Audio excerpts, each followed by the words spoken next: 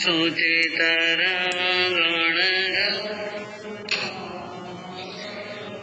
भाविक पंकज बोध दिवाकरम् प्रतिदिनं प्रणमामि जिनेश्वरं प्रतिदिनं प्रणमामि जिनेश्वरं शिक्षा दे रही जी हमको जिन देवा की वाणी शिक्षा दे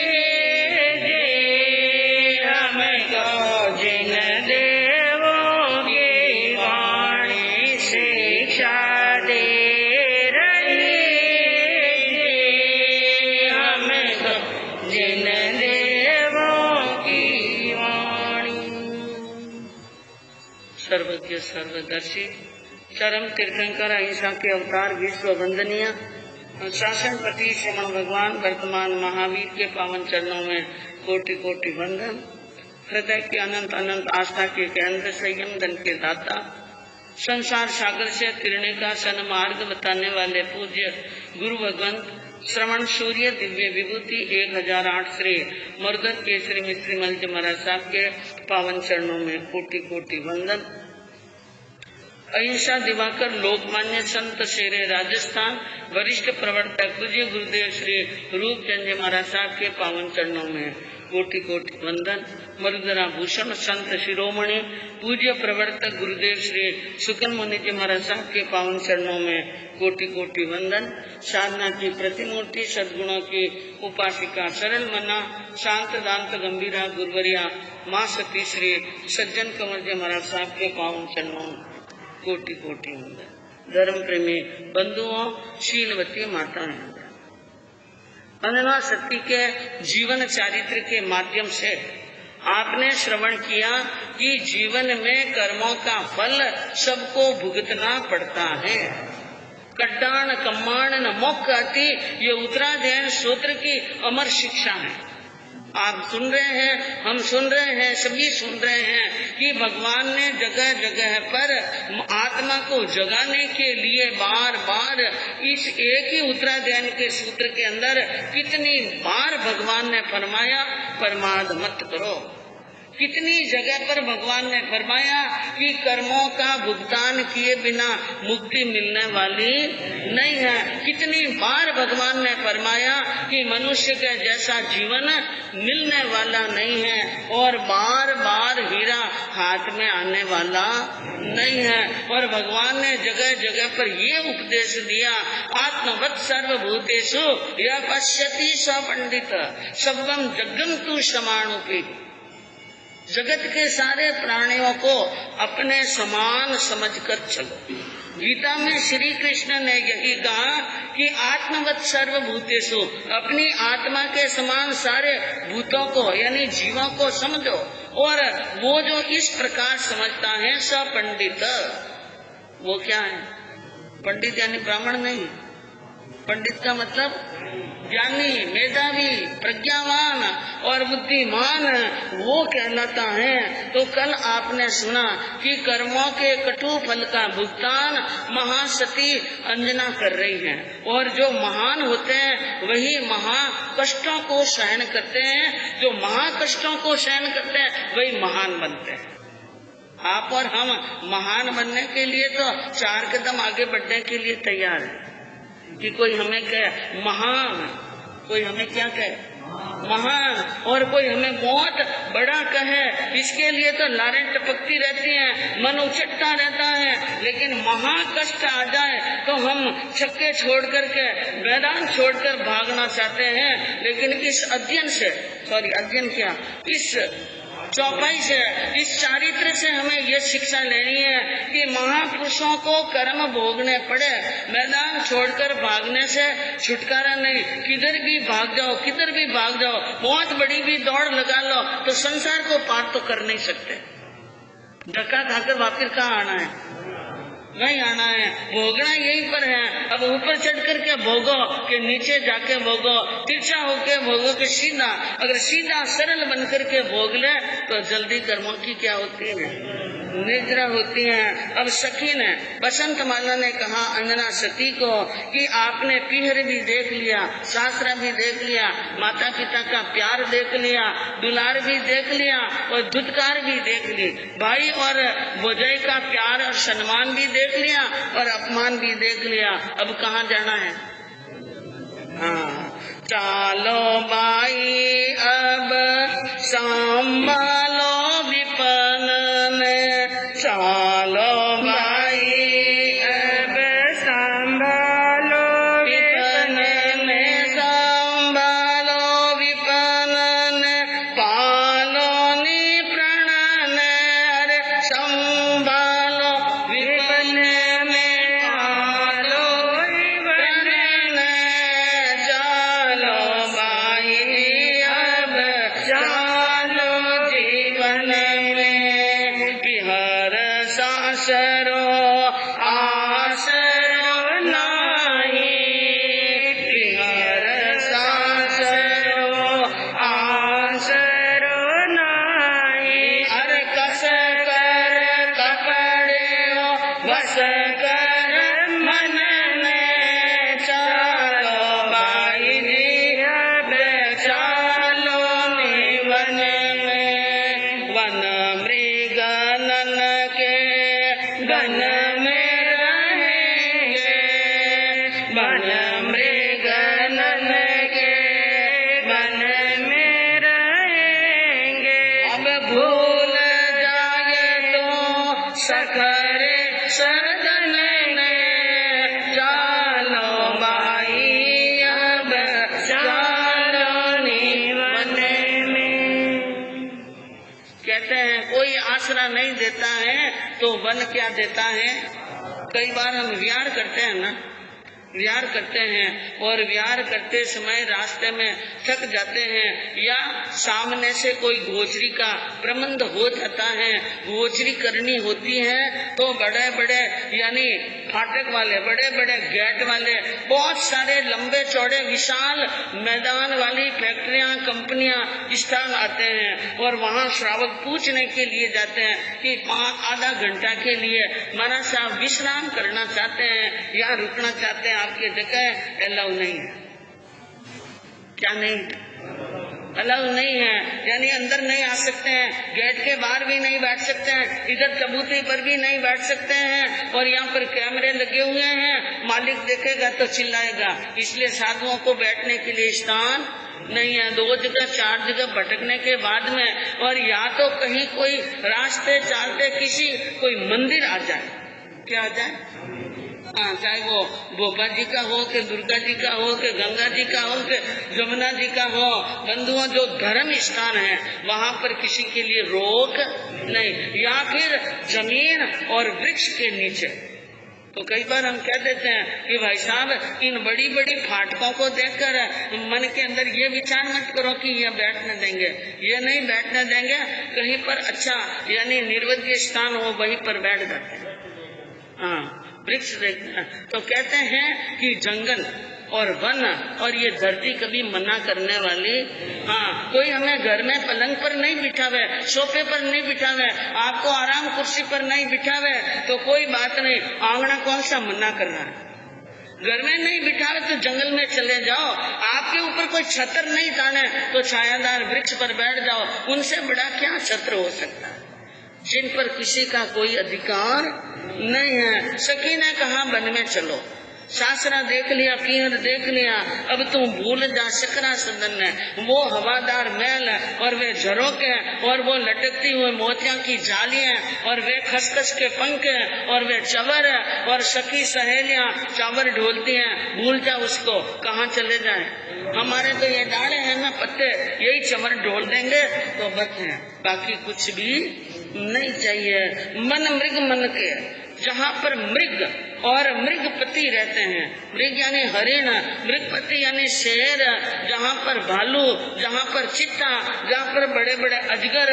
बंधुआ, आपने कभी दिन में रात में बैठकर चिंतन मनन किया?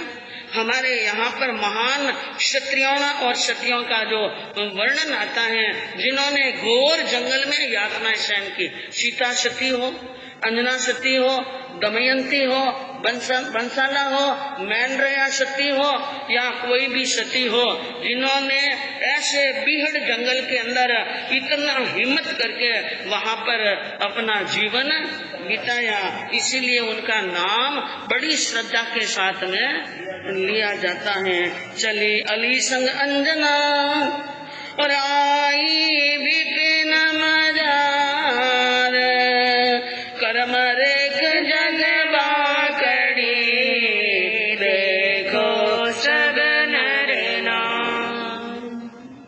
चली अली संग अंजना और आई विपिन मजार, आखिर रास्ता ले लिया विपिन का और चलती हुई विपिन में आ गई और अंजना ने कह दिया था वसंत माला को कि हे सखी तू वन में लीता, ऐसे घोर सघन वन में जहाँ पर अंधकार हो, जहाँ पर क्या हो। हाँ कावड़िया जी, कावड़िया जी, अब दिन है, अंधकार तो नहीं है।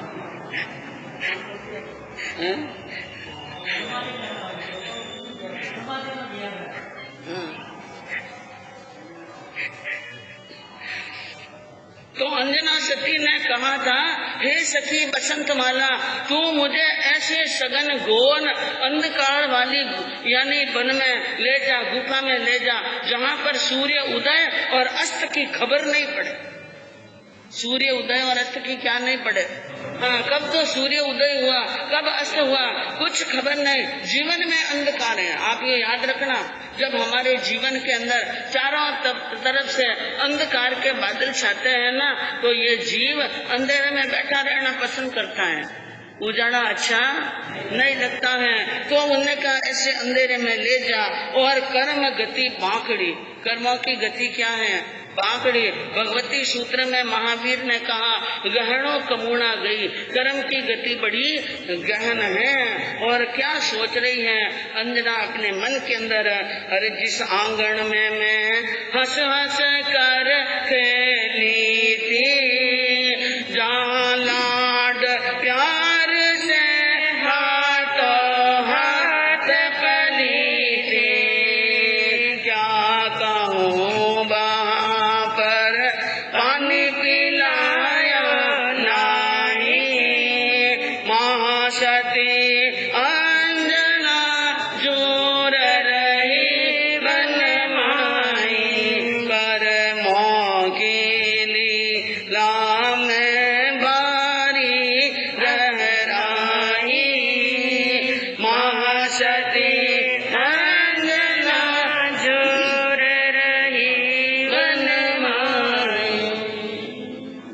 अंजना जंगल में वन में बैठी हुई सोच रही है जिस आंगन में मैं हंस हंस कर खेली और लाड प्यार से पली पोसी, और जहाँ हाथों हाथ, एक हाथ से दूसरे हाथ में, दूसरे हाथ से तीसरे हाथ में इस प्रकार बड़ी हुई, वहाँ पर पानी भी पिलाने वाला नहीं मिला। इसलिए कवि हमें शिक्षा दे रहा है। अरे श्रोता सांभलो हो भवियण कोई मत दीजो आड़, श्रोता सांभलो हो भवियण कोई मत दीजो आड़, दिया उगट गाणो हो भवियण परम बड़ो जंजाल, भुगतन वेला जीवन हो भवियण कर दे हाल बेहाल, श्रोता सांभलो हो भवियण कोई मत दीजो आड़। कवि ने शिक्षा दी है हम जैसे प्राणियों को, श्रोताओं को कहा है कि इन यानी ज्ञान की बात को सुनकर किसी पर कोई कूड़ा आड़ मत देना।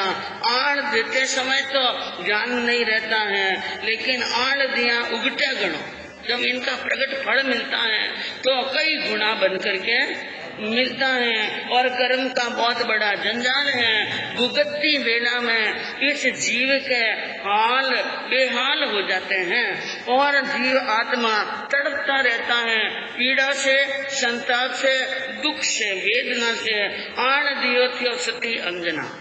अंजना ने पहले जन्म में क्या दिया? आण दिया। पूर्व भव के अंदर तो 12 घड़ी का हो गया 12 वर्ष।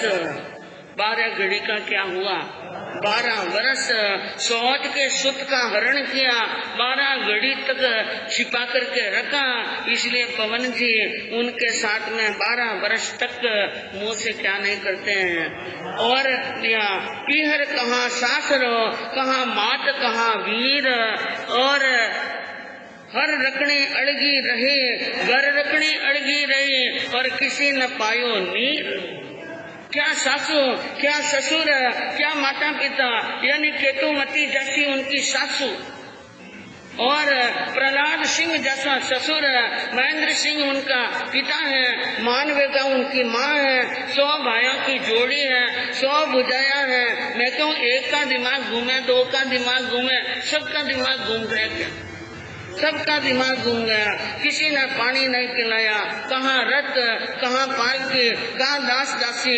दोनों जनियां दुख पा रही हैं। जंगल में कोई नहीं है पास। यहाँ से 2 किलोमीटर 4 किलोमीटर भी जाना हो तो बहनों को साथ में क्या चाहिए? हाँ, साथ, या फिर उनका कोई भी पिता हो, भाई हो, पति हो, बेटा हो, साथ में चाहिए। और अनजान स्थान में, फिर जंगल में कोई नहीं। अब वहाँ पर रो रही है, आर्ड यानी जोर जोर से रोना। एक तो सिसकियां भर भर के रोना, और एक जोर जोर से रोकना। एक विकराल यानी पूरा आधा जंगल सुने, ऐसे रो रही हैं और रोती रोती इम बने सुन सैयर मुझ हाल। रोती रोती अंजना ने क्या कहा अपनी सखी को कि मैंने जीवन के अंदर क्या सोचा और क्या हो गया। सुन मेरी सैया रे दुखों से दिन काटना, सुन मेरी सैया रे दुखों से दिन काटना।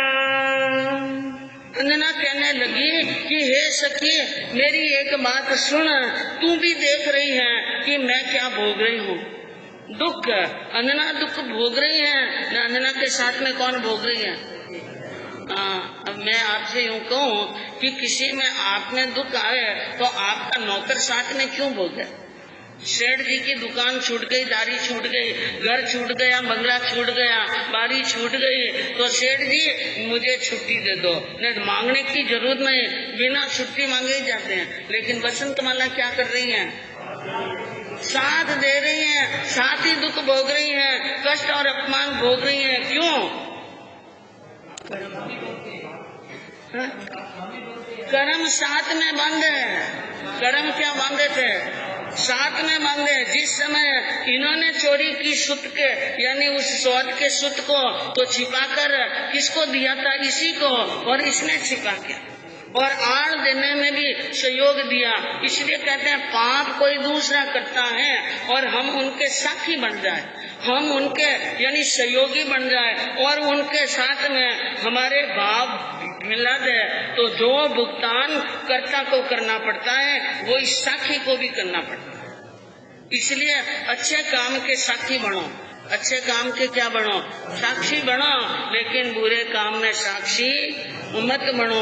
अंजना कहने लगी कि मैंने शादी करके अपनी महेंद्रपुरी छोड़कर रतनपुरी में पांव रखा, कितने अरमान थे मेरे वो मैं जानती हूँ, लेकिन क्या पाया मैंने?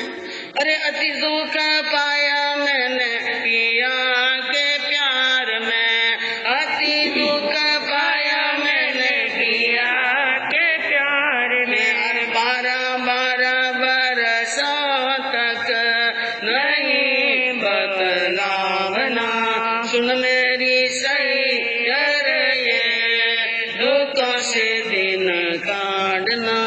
अति दुख पाया मैंने सासू की कार में, अति दुख पाया मैंने सासू की कार में। अरे कलंक लगा करके जंगल में दूध काटना, सुन मेरी सैया रे दुखों से दिन काटना।